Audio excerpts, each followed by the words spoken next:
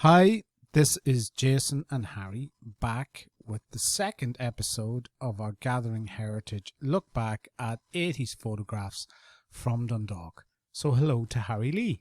Hi Jason, and last time we did Kimbrasa Street, and we're going to move up a little bit to Earl Street, and there is a load of different shops now in Earl Street in comparison to now what there was from these photographs. Nearly them all actually are movie shows.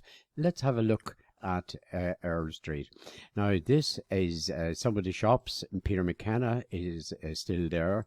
They used to call that actually the Magnet House, was what it was known as. Yeah, and I remember these kind of speckled tiled pillars, Harry. They were very distinctive. Yeah, big change now in it, Yeah. of course. And the Jean Centre, which of course that was for when the jeans were... Okay, how did you get in there? Was there a side door here? No, it must have been somewhere at the front. Okay. Yeah, it must have been there because Okay. Maybe that was the door. Maybe that was the doorway, yeah. But maybe these two organisations were working together, because obviously... The Jean Centre was just because they sold jeans. Yeah. And they were saying, this is the place to come for the jeans. Oh, right. Yeah. Oh, I get it. I thought this was like for modifications of your... No, you stay with me, Jason. Okay, I'll stay with you. All right. You know very, okay, very, well, very keep going. Next to it, R.Q. O'Neill's. Now, Okay. R.Q. O'Neill's, of course, was synonymous with up until recently. And they were hardware. Okay. And very, very well known, and did a great business there. They were in there for years and years. But just come up a little bit with your arrow there, Okay, Jason, I'll come up. Yeah. up still a wee bit Right. to the and back down to Yeah, there. yeah. Now in there, in there was a little tobacco shop, Right. and they used to sell pipes Okay. and snuff. Okay. And all these tobacco plugs and knives that you could cut the tobacco Very good. with, Yeah. to put it in your mouth and then spit it out, which is that wouldn't do these days. No. But the reason about that I know a bit about that is that my stepmother, Lord Mershner, she used to work for R.Q. O'Neill in the house. Right. And down in Seatown Place, and we knew Miss O'Neill, as we used to call her, ran that wee shop there. Right. I do remember it, Harry. So I have a vague memory of it from the 1980s. And I do remember this number 6 sign. That's like a Carol's or something like that. I don't think it's Carol's. I think it's Players. Players, okay. Yeah, I think it's Players. And I do remember pipes being in the That's window right, here. Yeah. You can actually nearly see there. Yeah, there is. You can vaguely just see it. Yeah. But I like R.Q. O'Neill's was a fine big building, and something tells me that these were like Callow gas signs or something like that. They used to sell cookers or outdoor. Oh yeah, they were a very good quality. Yeah, they weren't. They were renowned for quality. Yes, they were. Yeah, and again, they were there until the fire. Yeah. What year was that? I'm not 90s? sure. 90s. I think it was in the 90s. It was, and it was burned twice. Actually, there was a huge fire in it. Right. Twice. Now, of course, if you move on. Okay. Excuse me. Now, I just noticed as I'm talking to you, Jason, the for sale sign there. Yeah. And so even the way back then, the Queen's was chopping and changing. Yeah. You know. Yeah. And now, what does it say on the name there? It's something bar and grill, or it might say stateside or the Queen's. No, that could say Queen's, Harry. It could say that, because I know it was the stateside at one point, but that to me looks like the Queen's lounge and grill. Yeah, and like there was people there was restaurants and everything at one time. But there was a lot of solicitors and everything. It had offices, and Telstar Radio was up here. Was up there. Okay. And my memory is Telstar Radio and away up here at the top where you're pointing out now. And that was the time that Ian Paisley and Peter Robinson came up to appear in the court. Right. And Telstar Radio were up at the very, very top. Okay. And I remember going up there to you got a sneak peek, did you? Not a sneak peek. We had a bird's eye view, and it was absolutely brilliant. It was around 1984-ish. Yeah, 1984. Yeah. But that's a fine building. You know, I mean, you have You have a loft up here with some like the 18th century type of style windows. It looks slightly German, Gothic look about it, but a beautiful building all the same. And I think sad the way it is. Sad the way it is now, but I think I do remember going in there and ordering a steak sandwich with my mum at some point. So it was a restaurant. I do remember it being in the Queen's at that time. Yeah, so that was Earl Street, and it's remarkable now that there were cars and vans on that street because it's all pedestrianised now. Yeah. Yeah, indeed. And there's a very famous photograph, I'm sure we put it up before, of Chipperfield Circus coming around. Oh, it is. It's from the other angle. Just going back to O'Neill's. Go back to O'Neill's there, please, if you don't mind. And there is a Rothman sign for the cigarette shop that we were talking just about. Just below it, below it, you know. Okay, we'll keep moving, Harry. Yeah. So what have we next now? We're going the far side of the road. Yeah. And McCusker's, of course, which is beautiful, beautiful wee shop back then. And it ties so well in with Wimpy next door to it. Yeah. But it closed down, of course, recently. And there's a barber in it at the moment. Yeah, so McCusker's used to sell... It was a newsagent. It was always newsagents, and they never changed. Yeah. And we fancy goods and shamrocks and badges and stuff like that. It's funny, that shop, I think, is synonymous with a lot of shops you see in Dublin as a kind of tourist traps. You know, people go in there and buy, look at the Irish badges and all that type of stuff. It's a tiny wee shop. Tiny wee shop, but I have been in it. I was in it up until it closed, and it used to sell newspapers and stuff like that. I'm not quite sure. Next to it, there is a doorway here. There's something on the window there. Yeah. I'm not quite sure. I think it was related to the Wimpy. It could have been. Yeah. No, the Wimpy.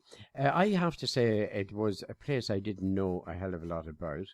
I think I did go in and out of it in the 80s. It had tables and you could go in and sit into it. It was the first of the fast foody type of chains that were now still.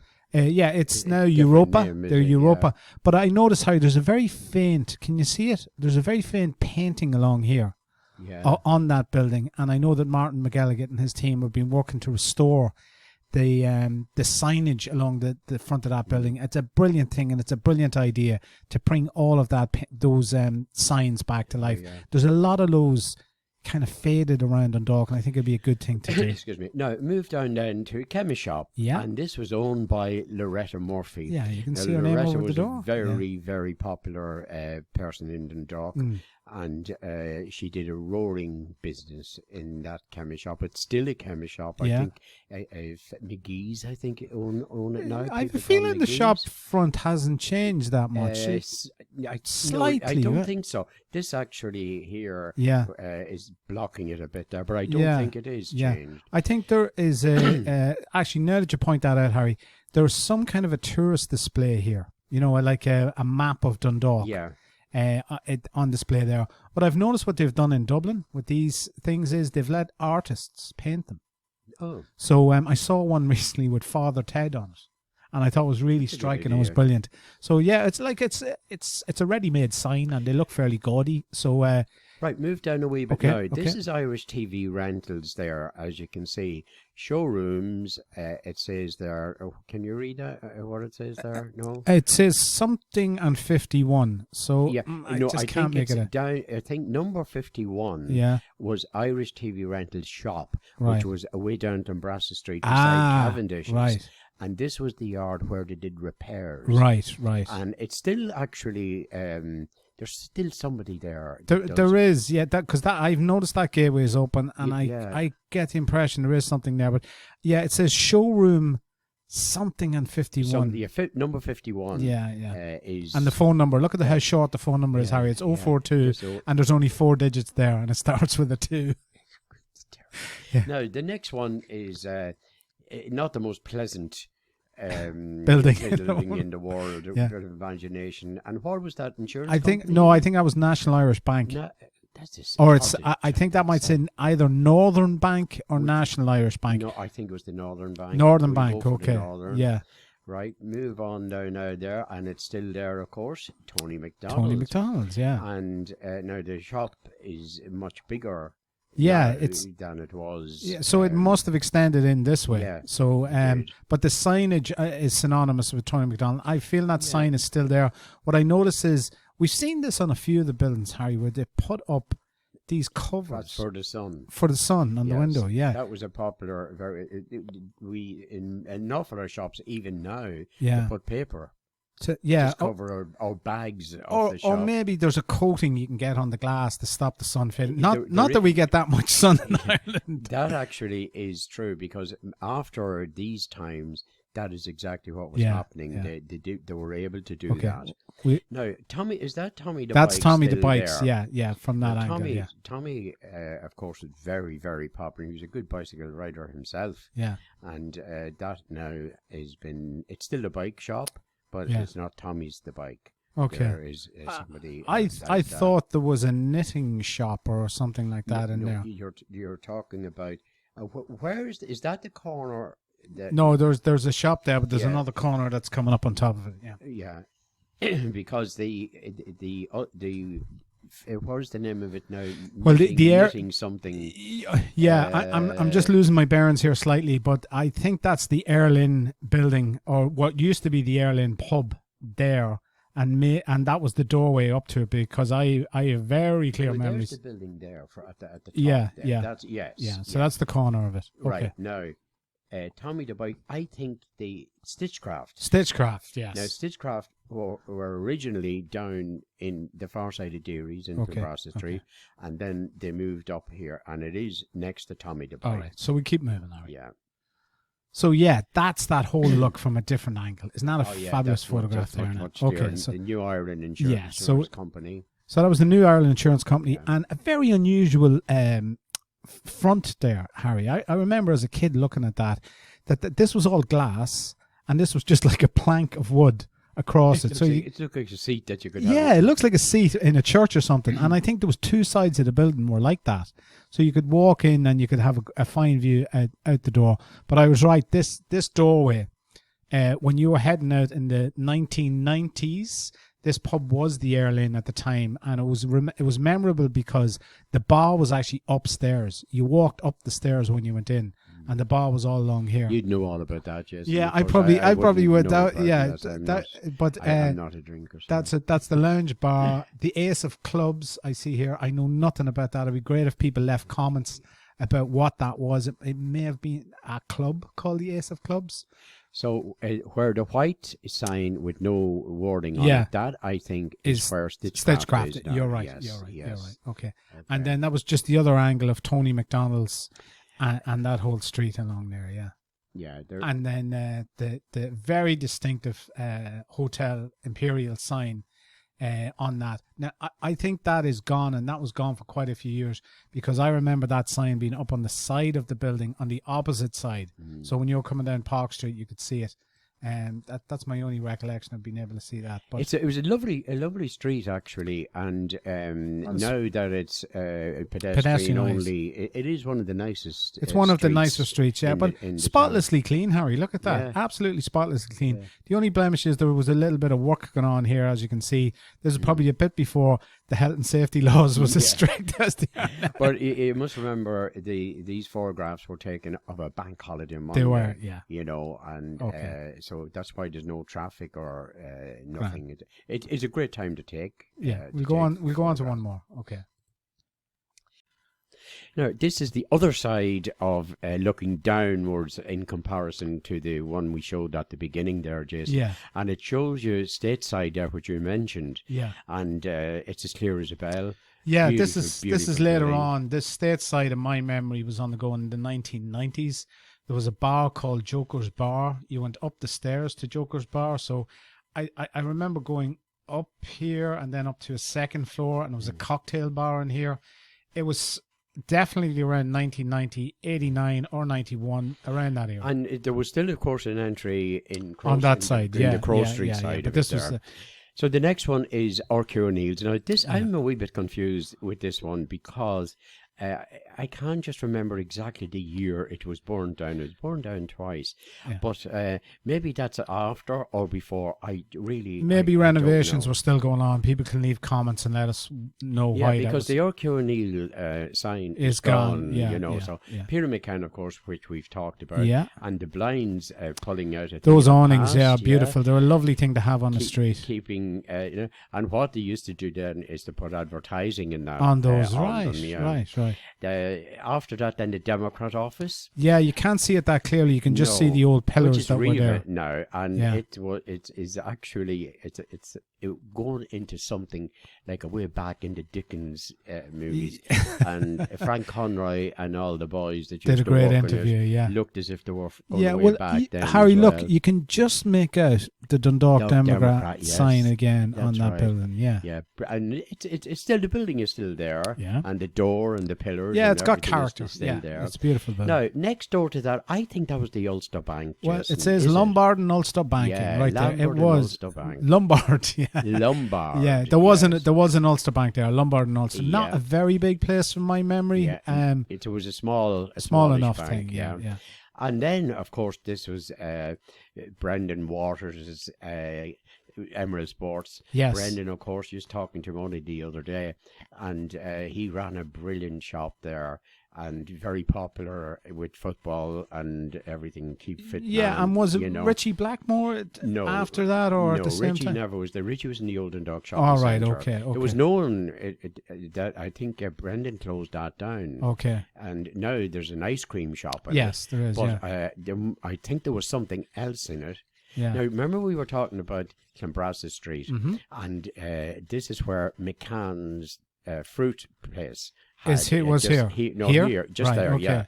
Yeah, it was a very small wee shop. It wasn't as big as that. I don't know. Because there must be something missing. I missing. can't make out the writing that's there. Delamode's. That is right. actually in Francis Street. Right. And that was owned by a lady. I just can't think of her name. It was a husband and wife involved in it. Very, very popular. It was Madam K of. Oh, it was a clothing shop. Oh, a fashion shop. Yeah.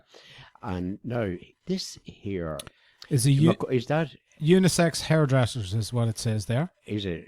I don't know. I don't remember. Isn't that where Blooms is? Yes, it is. That's where the flower shop is. That's a good. I can't tell what this sign is up here. Guns is good. Do I see guns for sale?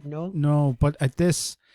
This was either some kind of financial building or there's always been those kind of things up there. Like auctioneers or something got to do with legal in there. And then, of course, the King's Tavern. Yes. Which, is still there. Yes. And same sign, still there. Yeah, King Bruce's Tavern. And there's I was reading recently on that, there's a lot. That's because the mural is on the wall over this side now. Which is brilliant. Anyone that hasn't seen it, where Emerald Sports is in this photograph, if you just go over to Delamode's and look over to the wall, absolutely brilliant.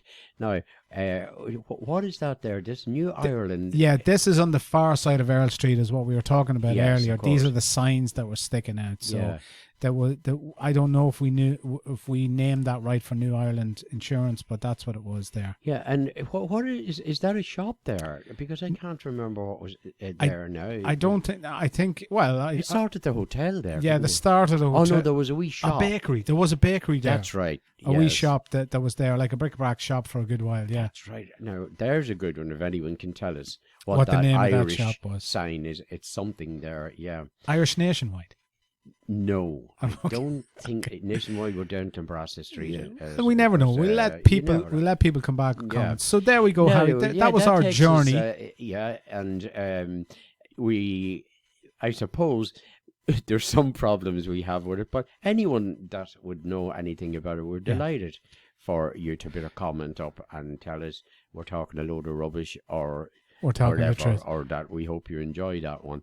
And I'm sure that at some stage, you want to say something now? Yeah, just as a wrap up on this one was that we've on the original video we put out, we were looking for Jerry, who donated the photographs. Thanks to everybody and the newspapers. We got in contact with Jerry. His name is Jerry Duffy. and he gave us a load of information about these photos and where he took them. He took them on most of them on a bank holiday. Yeah, I was talking to him, and he's delighted actually that we are using them in the way we're using them. And he took them on a bank holiday Monday. He didn't take that one of a bank holiday Monday. No. Actually, there's a coincidence now. There's the traffic going both ways and everything. So that's contradicting. That was later. Now, no, it? Yeah. he took most of the earlier ones. The majority of them were taken on a bank holiday Monday. And Jerry's been a friend of mine for years and years.